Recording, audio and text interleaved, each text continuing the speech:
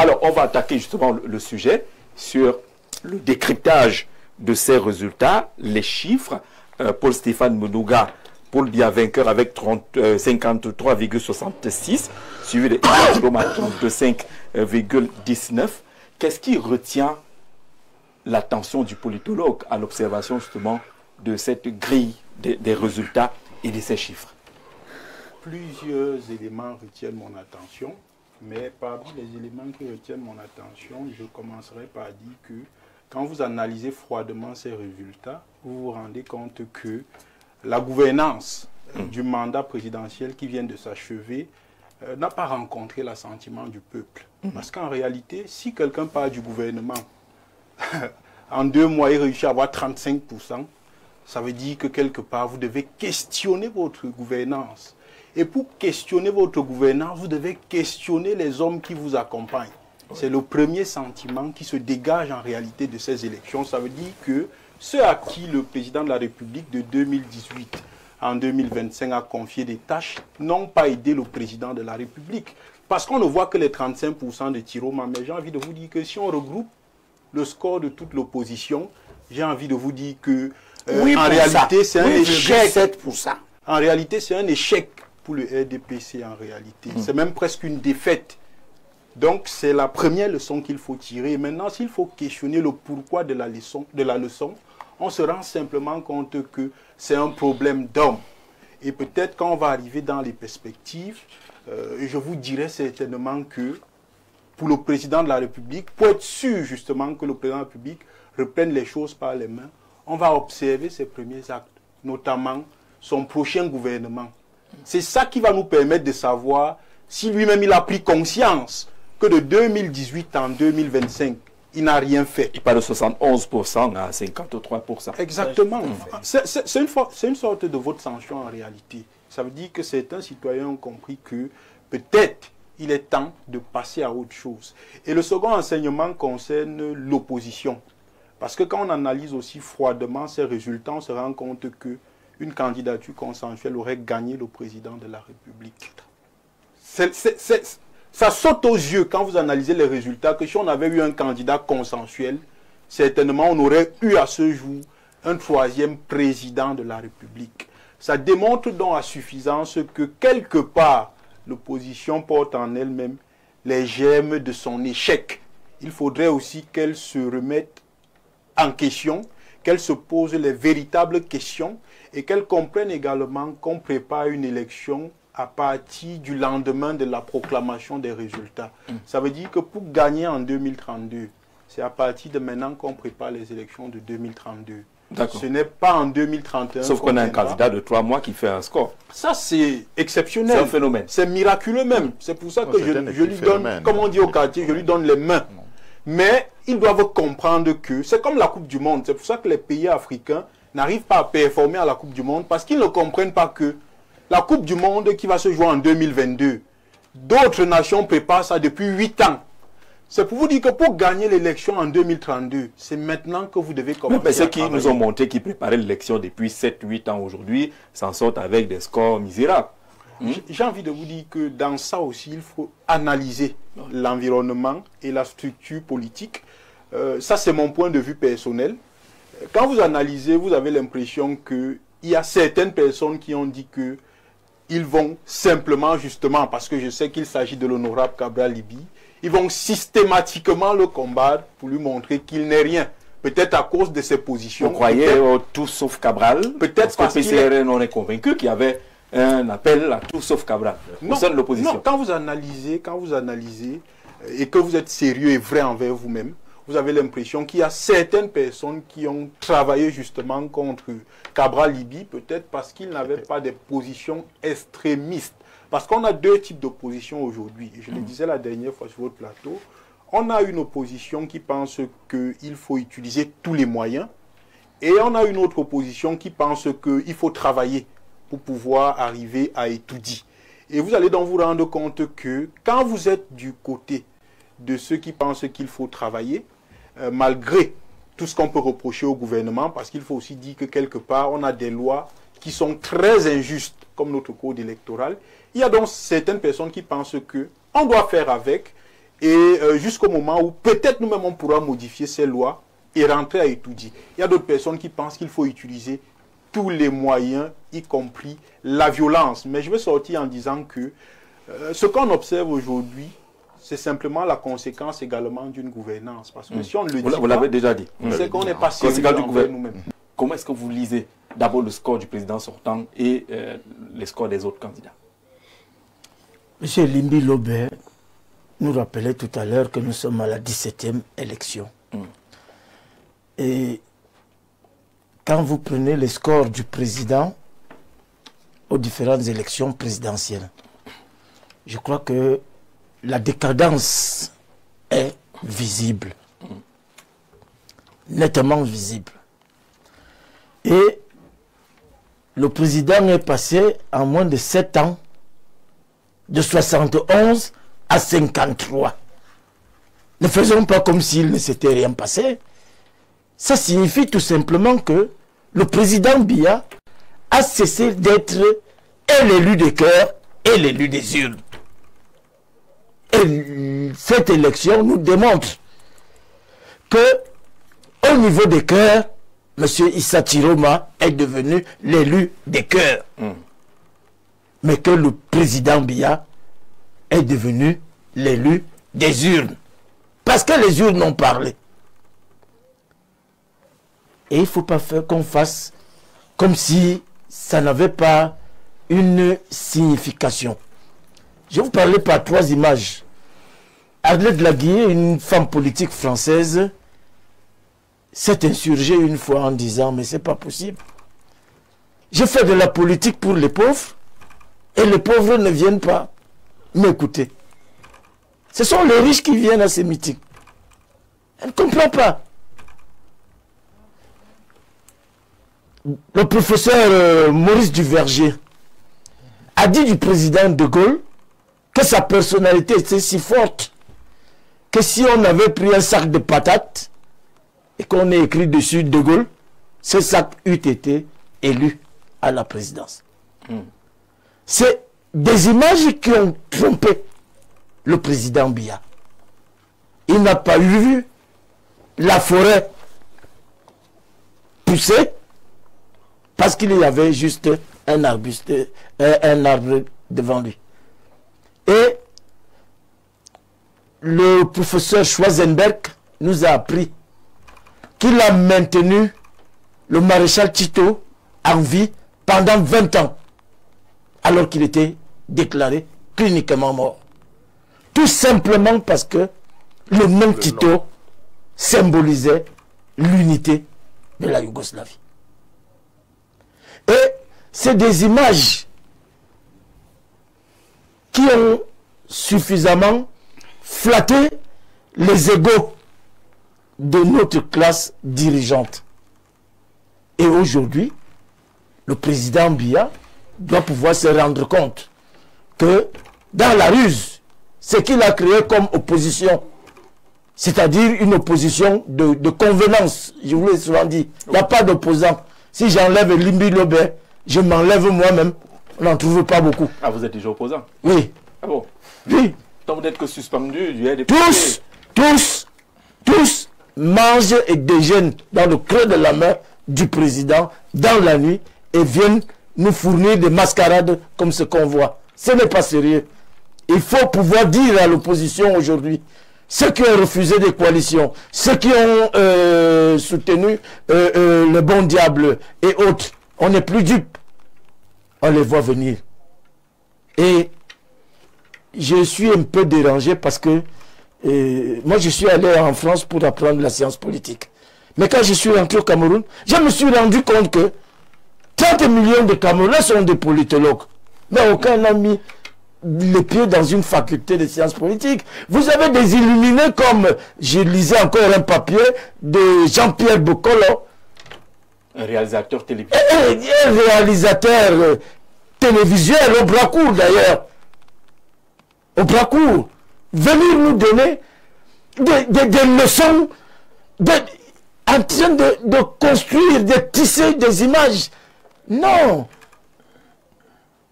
Il faut que ça cesse. D'accord. L'imposture, que ça cesse. Vous dites que le président Biya n'a pas vu la forêt. Au niveau, il n'a pas vu la forêt. Ça s'est dessiné devant lui. Ça s'est dessiné devant lui. D'ailleurs, dans son parti. Oui.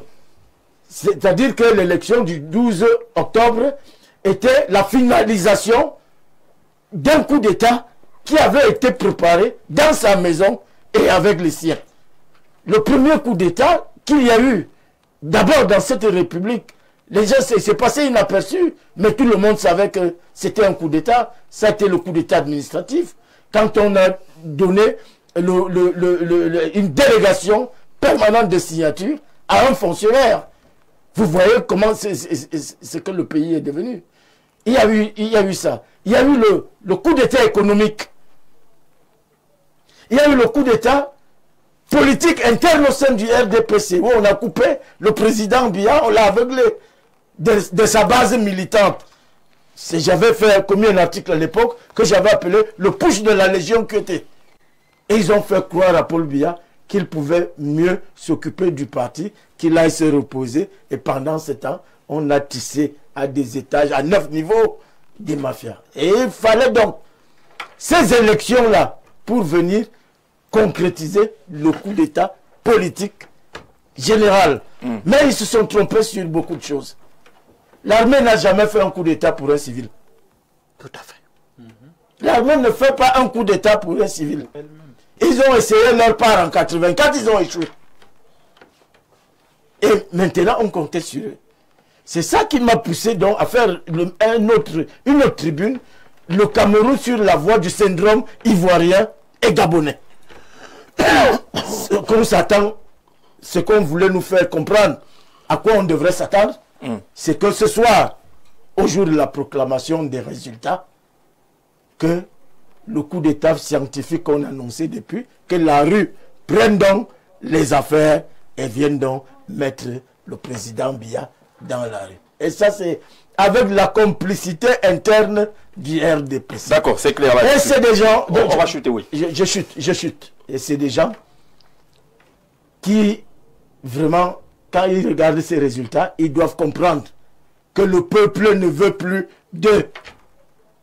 Le peuple peut vouloir du président Biya parce qu'on sait ce qu'il a fait pour le peuple. Mais à cause de l'arrogance, l'insolence, la condescendance, toutes ces vices réunis ont fait que le peuple vient dire à Paul Biya le 12 septembre que, monsieur, d'accord, il faut les changer. D'accord. On est à 53,66%.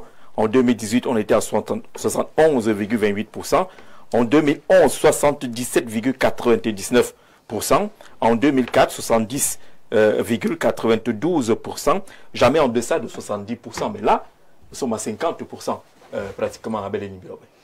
Je vous avais déjà dit ici, et vous avez bien fait de révéler les chiffres de 2011 et de 2018, puis ceux de maintenant, que le président était en train de perdre des voix dans son propre camp.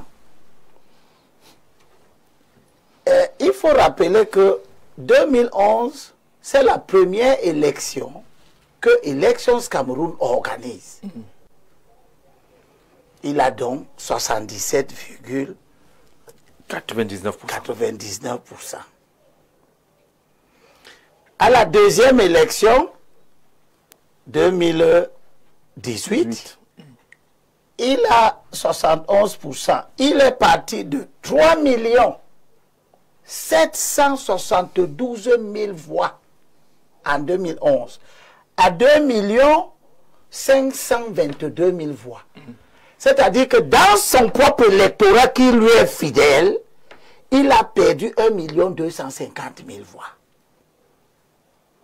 Ça devrait déjà amener les stratèges du RDPC à se poser des questions sur la viabilité même de la candidature du président pour ce énième mandat qui risque d'être un mandat de trop. Et aujourd'hui, il s'est maintenu grâce à un corps électoral en augmentation. Il est à 2 400 000 voix. Mais autre chose m'intéresse beaucoup dans ces chiffres. Vous savez, je considère que Élections Cameroun, c'est notre bébé dans l'opposition. Et je m'insurge contre tous ceux qui organisent une suspicion permanente sur la crédibilité des efforts que Élections Cameroun fait. Parce que la décote du président, qu'on dit être celui pour qui Élections Cameroun travaille, ne s'avère donc pas vrai. Le président passe pour la première élection de 77% de suffrages valablement exprimés, à 71, puis à 51. Si l'élection était tant frauduleuse, il serait pas à 51.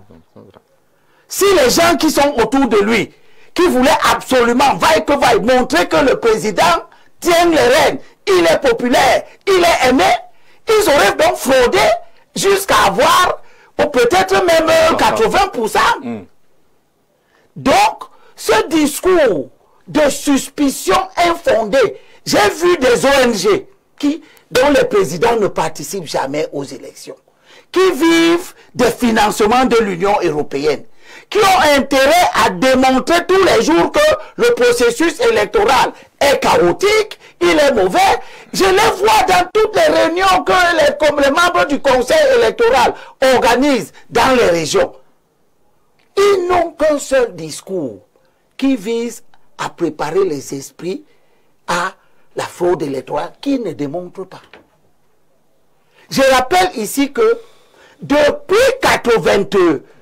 2011 là, jusqu'à aujourd'hui, tous les contentieux qui ont eu lieu, personne n'a jamais établi que voici le procès verbal déposé par Élections Cameroun, voici un procès verbal venu d'un bureau de vote qui le contredit. Personne. Les gens sont sur tous les plateaux de télévision tous les jours à démontrer que ça s'est mal passé. Je vois Maître Sim qui se balade partout. Je ne sais pas très bien en qualité de qui il était encore à la Commission nationale de recensement général des votes. Lui qui est du MRC, il se retrouve le représentant de quelqu'un qui a empêché Maurice Kamto de se faire entendre en 2018. Regardez ce niveau de pollution dans les mentalités. C'est M. Maître Sim qui est dans les plateaux pour démontrer comment un procès verbal, il n'a pas pu, à la Commission nationale de recensement général de vote, démontrer, c'est verrouillé partout. Les gens sont convaincus que toute sorte de blabla qu'on peut tenir à l'endroit d'Élections Cameroun passe dans les esprits. Après, il s'étonne qu'il y a 4 millions d'abstentions. Tu sais ce que la Bible dit? La Bible parle de 4 millions d'abstentions. Elle parle dans 1er Corinthiens, chapitre 9, verset 24. Et 2 Bibles à la fois. Oui, parce que je prends la version qui peut être mieux comprise. Ça, c'est la version de Louis II. Ou de Louis II. Voilà, que je lis ici. Tu sais ce que Paul dit aux chrétiens de Corinthe? Ne savez-vous pas que ceux qui courent dans le stade courent tous, mais qu'un seul remporte le prix? Point d'interrogation. Courez de manière à le remporter. Est-ce que nous avons couru de manière à remporter? Les gens vont venir sur les empêcher de courir. Quel est le genre de avons-nous couru de manière à remporter? On sait qu'un seul. Quand j'entends des gens se réjouir qu'ils sont 3e, alors que le résultat ne sont pas encore sortis. Question, courait-il pour remporter? Tu as dit que vous avez déposé vos listes de représentants à Élections Cameroun. National. Ce n'est pas ce que la loi vous demande de faire. L'article 54 alinéa 2. Au plus tard, le 6e jour avant le scrutin, les noms des représentants de l'administration et des candidats, liste de candidats ou partis politiques choisis parmi les électeurs inscrits sur la liste électorale correspondant au bureau de vote concerné sont notifiés au démembrement communal. Correspondant qu'est-ce que vous êtes parti faire La représentation à la nationale. représentation nationale? Vous avez créé, vous voyez, si on travaillait ensemble, dans une synergie de groupe, que j'ai appelé des années et des années durant, C'est vrai. pour que les bons des connaisseurs à l'intérieur du SDF, et Dieu seul sait, c'est ma famille politique, mon nombril est là-bas. Oui. Je sais qu'il y a là-bas des gens de haute facture qui à la fois maîtrisent les textes et sont susceptibles de développer une stratégie efficace, comme il y en a dans d'autres partis. Mettons ces esprits ensemble. Ils refusent. Ils font comme si, tu as dit tout à l'heure quelque chose de pertinent, que ce n'est pas les programmes. Non, tu as raison. Si c'était les programmes, le RDPC ne gagnerait pas. C'est depuis 2007 que j'ai conduit une étude qui nous a montré que les déterminants des votes des Camerounais, c'est pas on a goudronné les routes. Ce n'est pas ça. Vous croyez que tous ceux qui sont en train de vouloir se battre pour Issa Chiroma, c'est parce qu'ils aiment Issa Chiroma?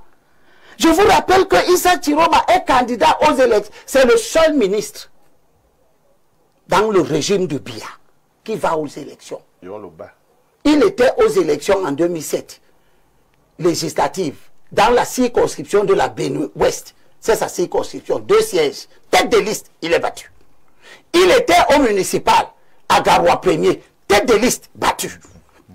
2013, même chose, battu. 2020, même chose, battu.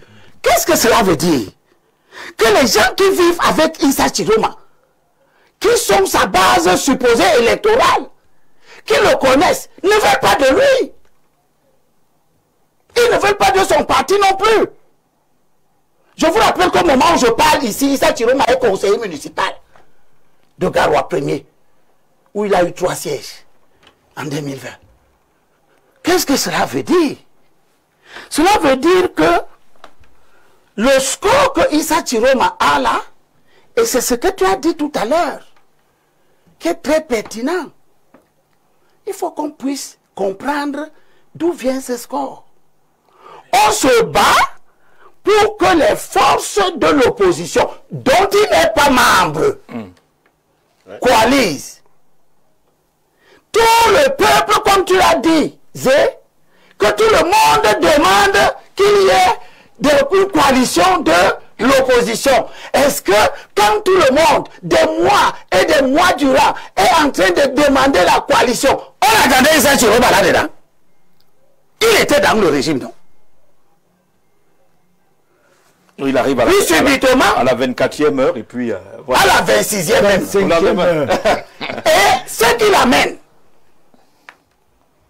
il sort, il dit qu'il est maintenant candidat, et on se rend compte que c'est l'opposition.